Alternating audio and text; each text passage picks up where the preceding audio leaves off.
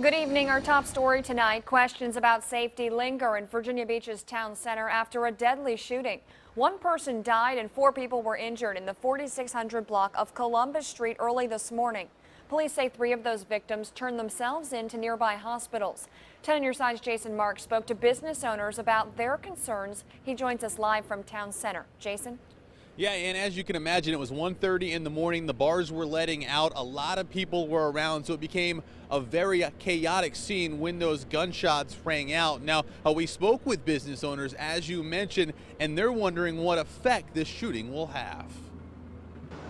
This isn't what anyone wants to see when they come to the Virginia Beach Town Center. It's very crazy, but especially Town Center has a reputation for being, a very nice, safe area.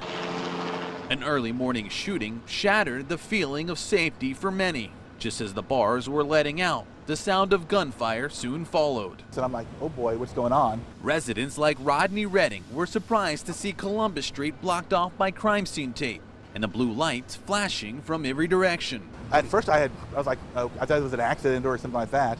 So I didn't know at the time until this morning when it had happened. So what did happen? How did 5 people get shot? Who had the gun? All questions we have for Virginia Beach police.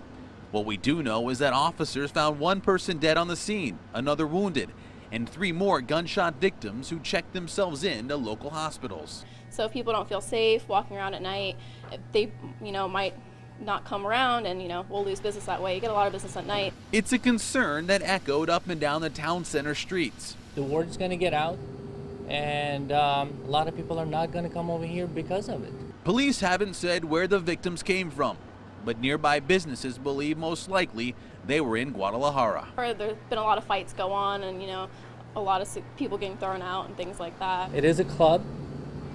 People drink, people get into fights, and then again, there's really nothing we can do. Unfortunately, it's only happened to one specific place around here.